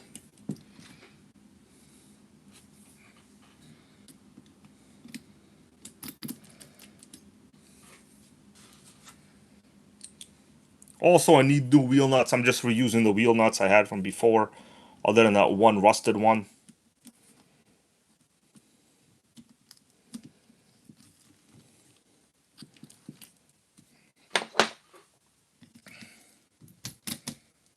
Ron Fuller, bro, thank you, man. I appreciate that for the Taco Bell. Melissa, look up Taco Bell. Where's my other wheel nuts? Thank you, guys. And I'm sorry I did not reveal the recent RC purchase, but you gotta, you know, understand, it will be revealed next week. Please, let's hope this is the correct wheel nut. Right. There's pretty much no purpose in me taking that car out right now. Like, you know, I like to make one Nitro Great at a time. That way I feel like I am doing it justice, right? Jumping around from one car to another car. I mean, you could do it, you know, you could do whatever you want. Sometimes I do, but like, you first have to get this correct.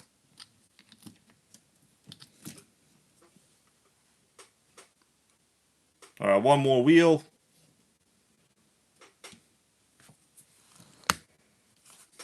Nut. Seth, how you doing there, Seth? First time I think I've seen you on the channel. Thank you, man. Let me see what Seth TRX95 here said. You must feel bad for me having my head in the light all the time. He goes, love your weekend streams. Thanks for getting me hooked again after decades out of the hobby. Can't get enough Nitro? Put it towards the Savage. Will do, man. Thank you. I appreciate that. So, Seth, since it's your first time, I think, in the chat, tell everybody, what are you running these days? And by the way, I want to ask JP if JP is doing a stream today. Let's all go and support our channel friend JP's RCs tomorrow. Why don't I give you guys a link to his channel? Because sometimes when you're in the stream, it's real difficult to, you know, click links and stuff like that. So what I'll do, I'm going to give JP's channel link here. So you can go subscribe. He normally does Sunday streams and he fires up a ton of nitros. So click it, subscribe, and the same for our awesome channel mod, Lotus RC. Boosted, how you doing, bro? Happy to see you here. Waiting for an answer from Seth. That would be nice. It's always fun to hear what other people are running. I have a feeling Seth is going to say a Savage. Well, at least the Savages are back. I'll tell you that for sure. Lotus hit 800 subs last night. It's a big accomplishment. think you're on your way to 1,000, bro. I know when it warms up a little more, all the boat people are going to be going to your channel. Seth goes, just started rebuilding a Revo I bought for 200. That was a bigger mess than I thought. Well, hopefully, bro, you can get it running. Tell us what you think was wrong with it. Was the engine at least okay? The Revo's great to work on because lot of parts for them. Lot of parts. All right, how about this? I'm going to put the body on. We can take a quick look to see how it fits with the wheels because, truth be told, I never had wheels on this car to really check. We're going to need some clips to get the body up a little bit. Bro, this is going to look beautiful. You guys want me to put the body clips in right now? As I hold the body, this is going to be gorgeous. By the way, this body isn't even like polished. Once it's polished, it will be even better. Let me get a couple body clips. Maybe we'll raise it up in the back a little bit because this looks a little too lowrider-esque to me. Man, nothing like a sickening rear end of a Viper. Am I right or what? Let me find some clips.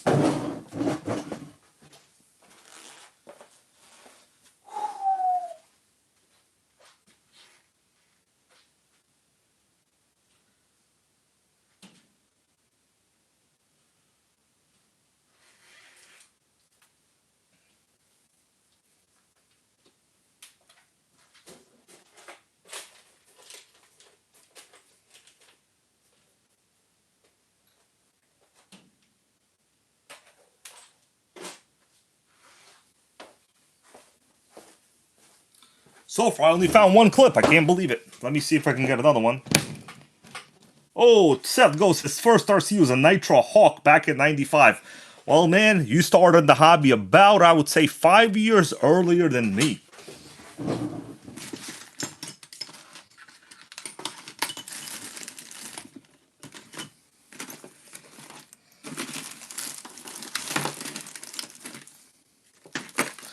Gotta say, back in the 90s, you know, obviously we have some viewers here that started earlier than me. I never said I was the earliest or nothing like that, but I would say even when I started in the year 2000 with the RS4-3, it was basically the Wild West of Nitro, right? Like, YouTube wasn't a thing. You got all your information from the hobby store at that time. Who here agrees? That's how it used to be. Let me get at least one clip in here, if I can. I should be able to find some more. That's too high. Gotta lower it. Yeah, but I remember going to the store. But at that time, you know, hobby stores were different. They sold a lot of Nitro. From what I remember, they barely sold any electrics. The electrics they sold were like, you know, maybe like cheap Tamiyas. That was it. Lotus started with a Fortec Pro 15. Oh man, Seth saw the Nitro Street a couple weeks ago. Yeah, I'm gonna get that one running. Hopefully soon, bro. It's been real cold here in New York, so been doing a lot of indoor type of stuff. Question is, when you need a body clip, where do they all go? Does anybody know the answer to that question? But yeah, the Nitro Street, I think we actually have a specialist in the very early Nitro Hawks here. Alright, so we got some clips over here, but these are like giant 8 scale ones. Hopefully some will fit. Okay, we got some right here. Thank God. You know, you could do a whole video on clips alone. Because there are multiple versions of 8 scale clips, 10 scale clips, like thin ones, associated clips. There's a lot of clips, baby. Well, let's get this in. I'm going to estimate where I think it goes. Need to go one higher.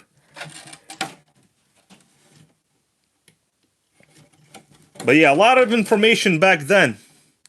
What do you guys think? One higher, right? Still too low? Too low? We need to go one more. Probably should be like this. Well, I'll tell you this. The good thing is nobody chopped off these body posts. Sometimes you buy these RCs and like the body posts are chopped. Alright, so that looks much better. Let me get the rear on this one. And this body's still a little dirty because I wasn't sure if I was going to use it. But let's check it out. How this is going to be.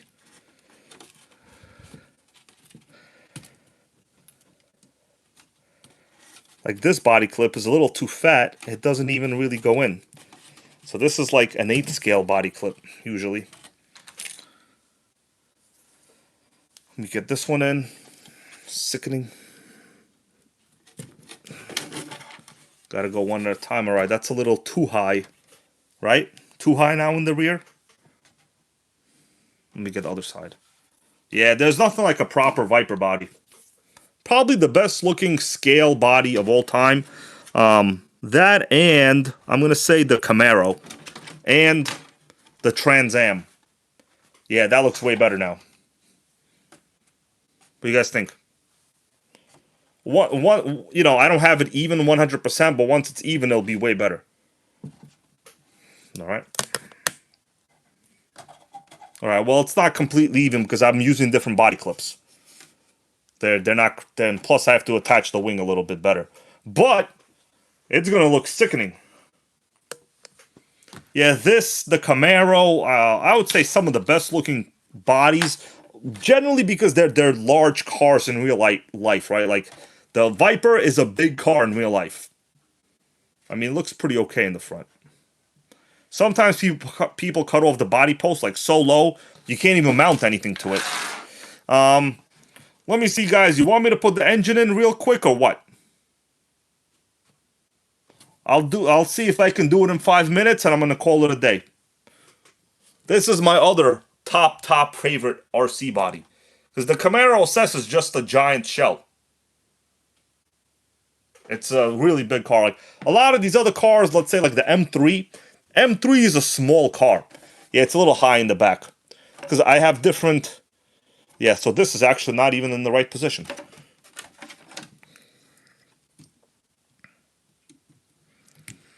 And the other body clip is different, so it's creating a bit of an angle. Alright, that's better. Alright. That's what's up. That is what's up. What was I talking about? Yeah, so the thing is, a lot of these other cars, let's say like an S2000, you know, those are small cars in real life. They're not big. The Viper is a giant car, right? These things sometimes came with a V10. So they have better proportions, I would say, for like touring car chassis. Just kind of like how it comes out, you know? This one needs a little bit of work still. It's a little bit on the dirty side. But I think overall it looks okay. I'm going to clean it up a little bit more. It'll look a little bit better. At least nobody cut out this side of the window, thank God. Oh, Lotus corrects me. Only came with the V10. Yeah, okay, they only came with the V10. I thought they were like cheaper, older style of V8 versions. They're all V10? Oh, that's good. Like, let's say, for instance, one of the cars that I think fits like garbage, body-wise, I'm going to zoom in on this, and I've talked about that before, right over there. That red one, the Mazda RX-7 Veil side, right, on the Yokomo GT4. The RX-7 Veil side, it doesn't fit good on that whole chassis. It's just a small car, right?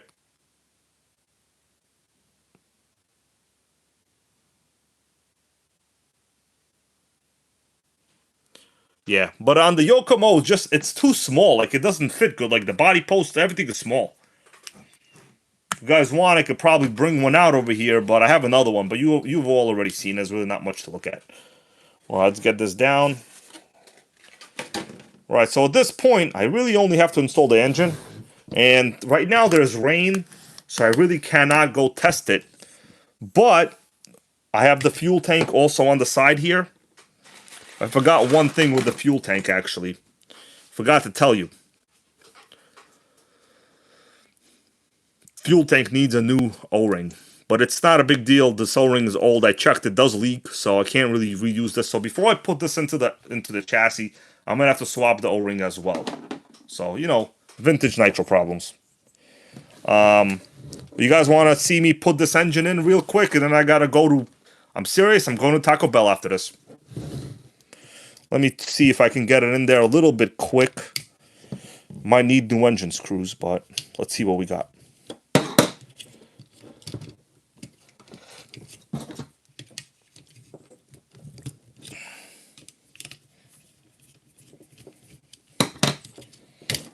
Okay. There we go. See how easy these engines are to install? It's literally cake. Pretty much like birthday cake, right? Because that's how you feel when you repair a nitro. I'm hoping that, like, there's nothing wrong with the gear mesh. I'll pretty much know right away as soon as I start putting stuff in. Maxwell goes, just fire it up, bro. I can't, dude. We got like pretty much real bad rain out here in New York, and it's cold. I can't really go out right now.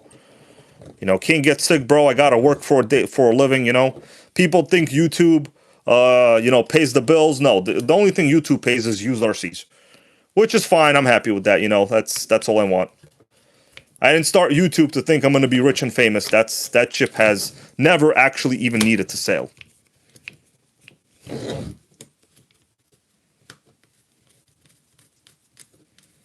All right, so these motors, you know, if you use the stock motor, obviously, engine, they don't have adjustable gear mesh. You just have to screw them in and hope that the rest of your clutch mounting system is normal.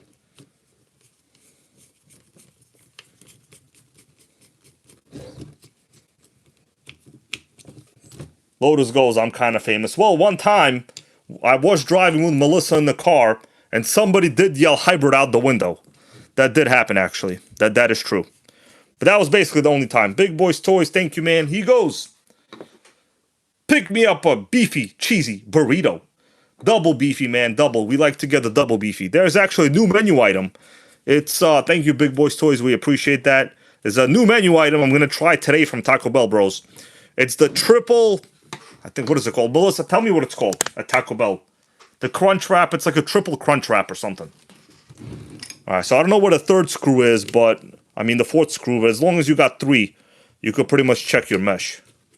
The worst thing that could happen is you won't have any mesh. But, considering you don't need to adjust nothing here, it went straight in, right? So let's check if it rolls. Okay, well it rolls, but the belt is messed up. There's something wrong with the front. But I'll show you this. We got ourselves normal mesh right here. Meaning all of my moving up that clutch belt didn't do anything. Notice we still have a good amount of gap over there. Right? So you can't really mess up your gear mesh because it's fixed on these cars. The only way to get adjustable gear mesh is to get the optional HPI small block engine mounts, which are like super rare, impossible, and you're never going to find them. I have a set somewhere, but like, I treasure them. I treasure them. There's also the Wolfpack small block engine mounts you can get. But basically, the next thing, before I even do anything, this whole thing needs to come apart. I'm thinking there's probably something wrong in this area. It could be like very rusty parts over there. I don't know. Well, basically, I cannot move this front pulley, which is not good. But bros, we got the engine installed. I don't know. I mean, that's basically an achievement right here in itself. What do you think? Did we achieve something?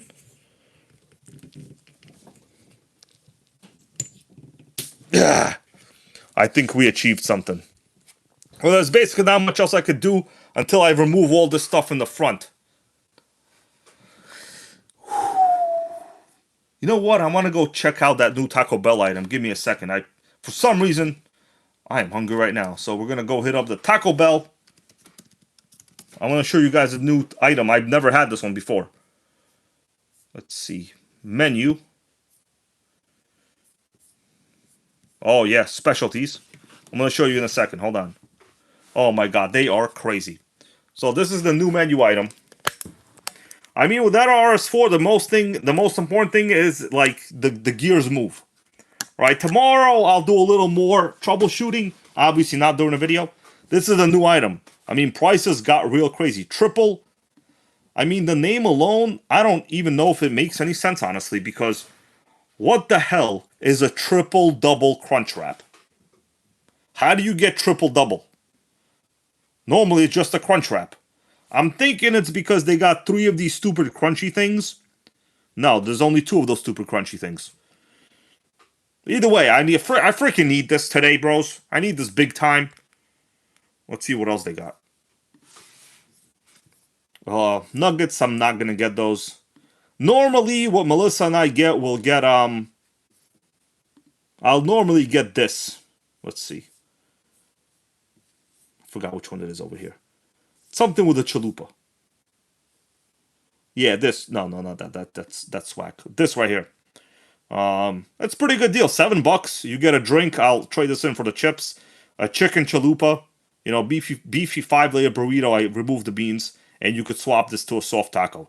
I mean, this is like 4 items. No, I mean 5 total items for $7. I mean, that's not bad at all, right? I think we should all, no matter where we live right now, guys, go to your Taco Bell app and go check out how much this cost. I bet you want to know. By the way, for those of you that missed it earlier, this is what I had today for lunch. Well, not only lunch, but, you know, kind of a multi-combination meal, you could call it. So, while I was working on the RS4, we had some burritos. Oh, man, Joe Bates got a grilled cheese, yeah. Well, you know, they're expensive for a reason because they're good, dude. They grilled the cheese on the outside. I gotta tell you, I could eat burritos every single day. I won't even be upset. And back when I was like a kid, went to Mexico, real Mexico, across the border in California, you know, in Tijuana, right across the border. Some of the best tacos, taquitos I ever had in my life. With the real Mexican cane sugar Coca-Cola. That was remarkable. We had to take a bus because people were afraid they would steal the car, you know what I'm saying? Yeah. Alright, bros. When you're working on your nitros, get your burritos at the same time. That's what I want you to do. As for me, I'm going to be here like 2 more minutes, guys, and I'm going to go head out to Taco Bell. Because your boy, he hungry over here. I want to say special thanks to you guys for chilling here with me today. You know, ran into a couple problems, still have this front problem. And I also noticed the whole front bumper is toast. Like, it's literally toast. This thing got no ride height. I'm going to have to swap this bumper. This bumper is, it's basically angled downwards. You guys see what I'm talking about? This bumper is going downtown. I don't know how. Obviously, it looks like a massive impact, which is odd because, like, the body posts are still here, which is odd. But I think one step closer to Nitro greatness. Guys, you all have a good night. Thank you all once again, and keep being who you are. Keep believing in the right and moral thing to do. Lotus RC here with a good comment. He goes, heat gun it, and it might get flat. I'm going to try, I'll probably remove the body post, and I'll give it a shot, bro, because that's actually a good suggestion right there. And that is why Lotus RC is our awesome sickening channel mod, because he's a real helpful guy. Guys, once again, if you're not already subbed to his channel, go to his channel. And to make it easier for you, I will also add his channel link because he deserves it.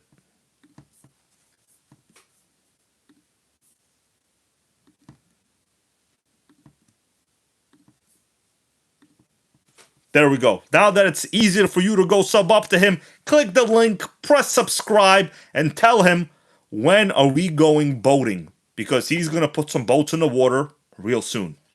That's what I heard anyway. Right, guys. Appreciate you all. Max Boogie, David, the Neutral Lord, creative username right there. The Neutral Lord. You know, that got me thinking, can you ever really be neutral? That's debatable. Joe Bates, all of you guys, you all have a good night. See you next time.